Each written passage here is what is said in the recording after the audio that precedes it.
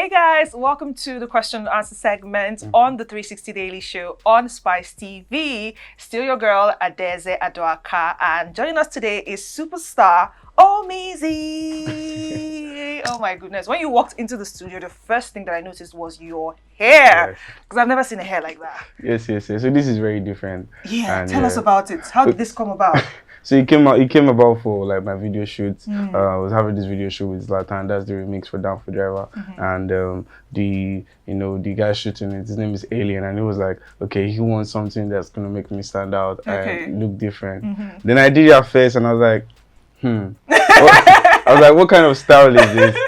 So it started like that. Then after the video shoot, I actually changed back to my normal hair. But like eventually, what was your normal hair before this? It was like a dread. It was a dread. Oh, I'll tell you the kind of person I like changing hairstyles. Different hairstyles. But would we say this is your signature right now? This is your look right now. So you're gonna, even when you're old and grey, you're gonna carry this. Yeah. Even with your kids. Till then. Okay, makes sense. Now let's talk about your EP, Down for Driver. Now let's imagine that Down for Driver, the EP, is actually a bus, like a Danfo, right? How would you say you would interpret your music, using that sound? Okay, so I did like a short, like I did like an out now with a Danfo bus.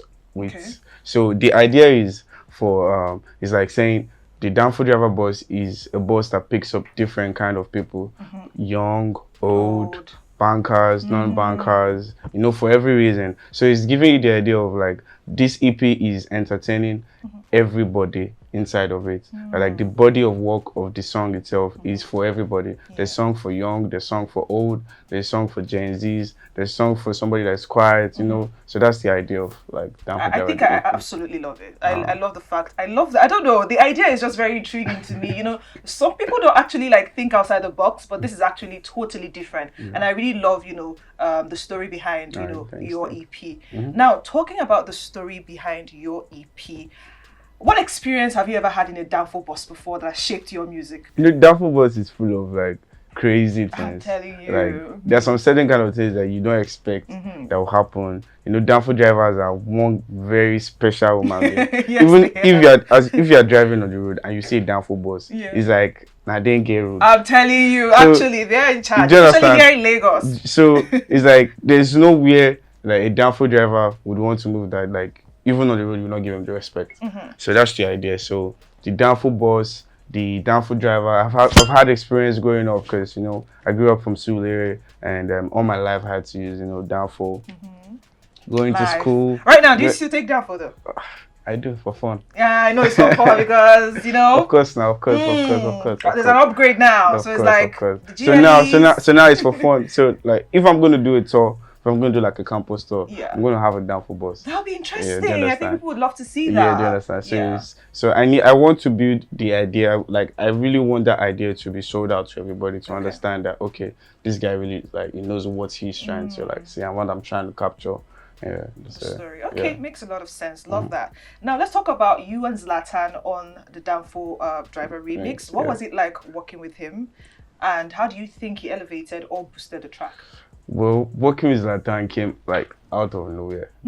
No way. How did you guys? Have you guys met before? Yeah, you guys worked on the project? Yeah, we met last year, like around February. We met at the airport, and Zlatan was just normal. Zlatan was just Zlatan. Did you move on to him to say hello? Of course not. Okay. Why would he? Because I'm like wondering. So I did, and probably that he wasn't having a good mood or something. So there's this kind of energy that you get. You be like, oh man, this guy don't like me. Yeah. That was where I go first time. So when I had that, my mind already was like, this guy no.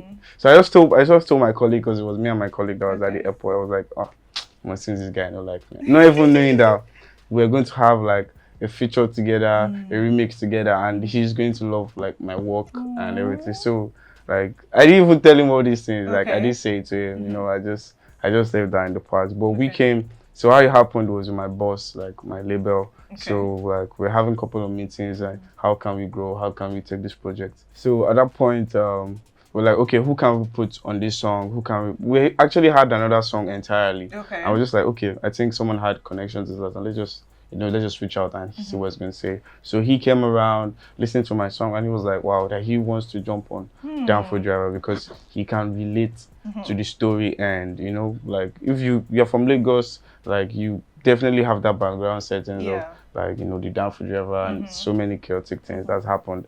So that was how it happened. And, during that time, I just finished school at LASU. So I was still, like, coming from all the way from like Ojo straight to the island to like try and come and sing. So he just told me I should just come to his studio and we did the magic and and it's doing well, right? Yeah, it's doing very, very well. Very well. Like I won't even lie. Like I'm grateful to God because I just did that song in a space of where I wasn't comfortable. Like I didn't have a place and it was just me and my producer and just a couple of my friends and for like that track to now be this big or how it is, and it means a lot to me. Now your EP starts with Dreamscape, if I'm correct, and it ends with Heaven.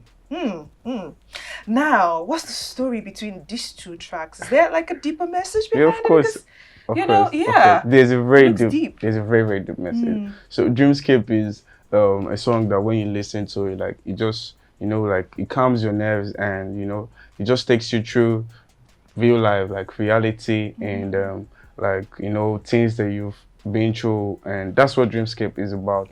So when you listen to it, it's like saying it's just a storyline of what's happening, what's happened and everything. But Heaven, like I picked Heaven with my team for like an outro track because when you listen to the body of work and you feel like okay, it's done, then when you listen to Heaven going out, you'll be like wow. I love the idea. You need to come back. So Heaven is a general song for everybody because everybody here, like, of course, we all want to go to heaven now. Of course. Nobody wants to die, but we all want to go to heaven. Crazy. All right, thank you for sharing that. Of course. Now, every artist in the world has one ritual that they always do, something that keeps them up, something that, pushes them or makes them better. What is that thing that you do, aside work, that keeps you moving, that motivates you to put out, new music? New music. Oh, well, like, majorly what motivates me the most is my family. Like... How many are you guys in your family? Well, like 3. 3? Okay. Yeah, but like so what's your 5. position? I'm the last one, though.